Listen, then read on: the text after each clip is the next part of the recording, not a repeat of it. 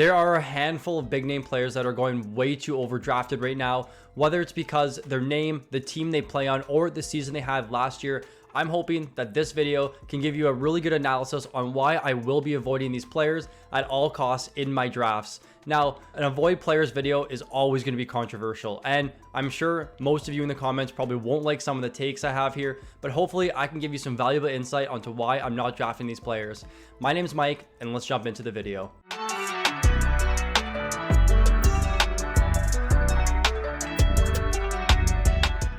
Roope Hintz is a good player, don't get me wrong. I really like the way he plays hockey in real life, but in fantasy, I think he is going way too overdrafted right now. This is going to be a controversial take, and those Dallas Stars fans or players who just like the league a lot are not going to like this take at all. He's currently being drafted in late round 2, early round 3 at ADP 26.5, which is extremely early for a player that really does nothing outside of goals and assists. And what I mean by that is, last season, he had the 103rd best shot rate and the 303rd best hit rate. Now, if you're in leagues of peripherals, Roope Hintz is really not a guy you want to be drafting this early. At ADP 26, I'd rather be grabbing a defenseman like Yossi or Dahlin, who are falling into the late second round, early third round. His 75 points in 73 games last season, yeah, not bad, but so many players were well over a point per game with much better peripherals. The way I'm looking at it right now is, you can grab Dylan Cousins at ADP 140, who had a very similar season, 31 goals, 68 points, 211 shots for Cousins, compared to Roope Hintz with 37 goals, 184 shots, and 75 points. But the difference is that Cousins is at a 100 pick ADP discount. Now, with Roope Hintz, the Dallas Stars and Dallas Stars first line are extremely good, and I like Jason Robertson quite a bit. I like this Dallas Stars team quite a bit. But Roope Hintz is just way too overvalued right now. In those Yahoo standard points leagues, we have him projected for 23 spots below his ADP right now, which is around the 4th round. With Roope Hintz, someone I'm going to be avoiding. I really don't have my eye on him at all. Again, I like him as a player. I like him in real life, but just in fantasy wise, at ADP 26, he is way too overvalued right now, and he's a player that I'm just going to be avoiding in my drafts. It really saddens me to see Bo Horvat on a team with literally the most boring offense in hockey. They make everybody fall asleep. Back when he was in Vancouver, he was playing big minutes, power play 1, line 1, on a highly dynamic offense that featured players like Elias Pettersson, Quinn Hughes, Andrei Kuzmenko, and Brock Besser. But now he's on the New York Islanders, who really don't have many puck-moving defensemen or forwards that just score goals. Now I get it. Horvat, he's still going to be playing big minutes in the Islanders. He's still going to be playing line 1, power play 1. But I just think that last year, what we saw with his time with the Islanders just wasn't really inspiring at all. 7 goals, 16 points in just 30 games. After scoring 31 goals in 49 games with the Vancouver Canucks, he was one of the most highly sought after player at the trade deadline and was moved to a team that just doesn't do a lot. The minutes and shot rate should still stay the same. That's what I'm thinking. I can't really see much changing. He played over 20 minutes per night with the Islanders.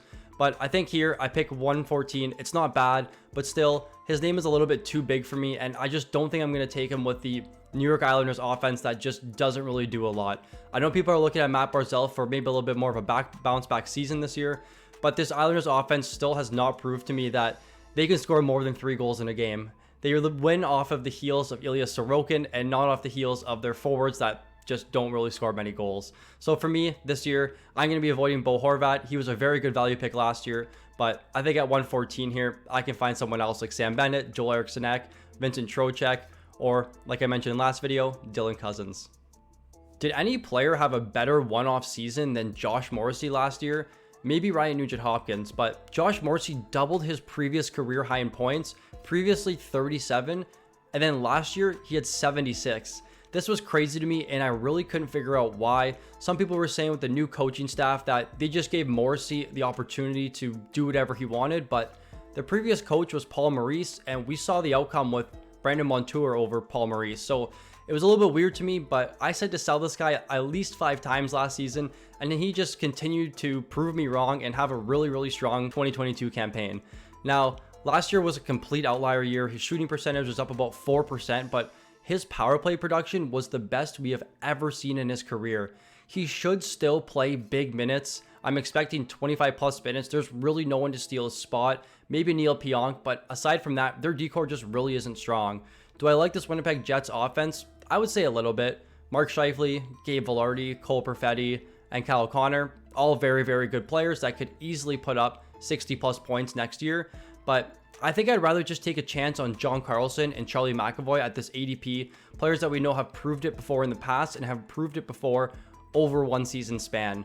The Jets seem to be regressing as a team. I'm really hoping Nikolai Ehlers can come back, be healthy, and be good, but we just really can't count on that. Some of their star players have been struggling as of recent. Mark Scheifele does deal with some injury from time to time. I think with Josh Morrissey here, I'm just rather be taking other defensemen around this ADP. So at ADP 68, Josh Morrissey is a big name player that I'm going to be avoiding, and hopefully he can prove me wrong for my Winnipeg Jets fans, but right now, he is not someone I have my eye on. I really don't want to be making this take just because I think Erik Karlsson was so good for the game last season. He had one of the most outstanding years we have ever seen from a defenseman. 82 games played, 101 points, and he hasn't reached over 2 points per 60 over the previous 5 seasons. He came back with a vengeance in his 32-year-old season on a San Jose Sharks team who really wasn't exciting at all.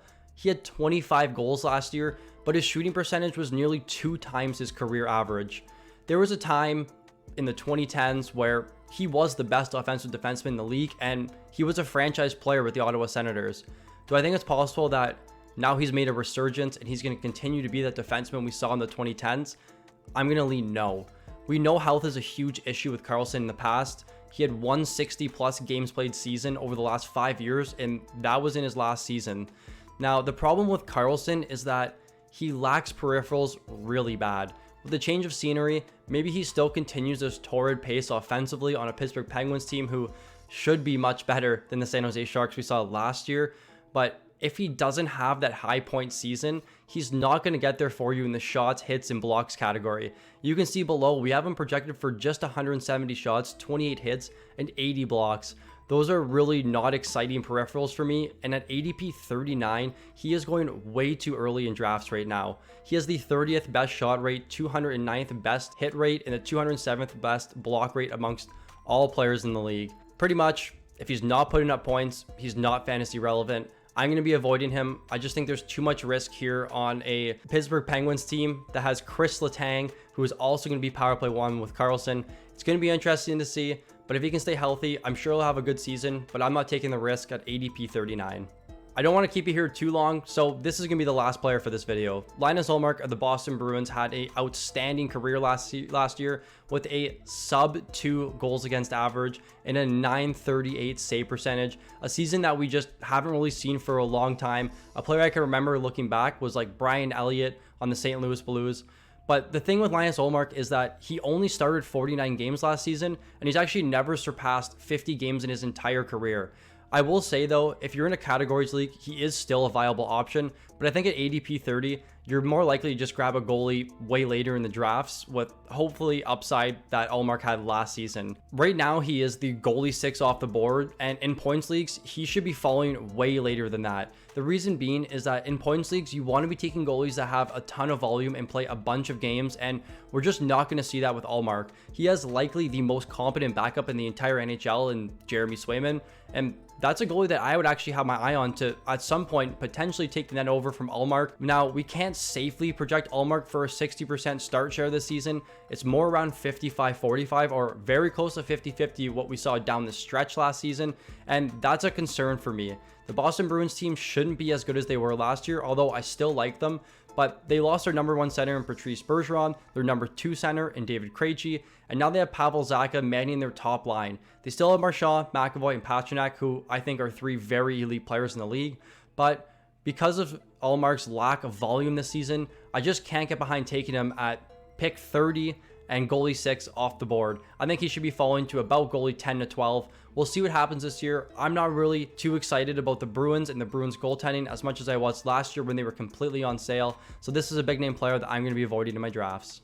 Thank you for the continued support on the channel, and thank you for watching the video. If you made it this far, please leave a like on the video and subscribe if you're new to the channel. We're going to continue to be pumping out content for you guys, including Fantasy Puck Patreon League content. If you're not in there, guys, head on over to the Discord and ask us questions, and we'll hopefully try and schedule you in. Thank you for watching, guys, and I look forward to seeing you all in the next video.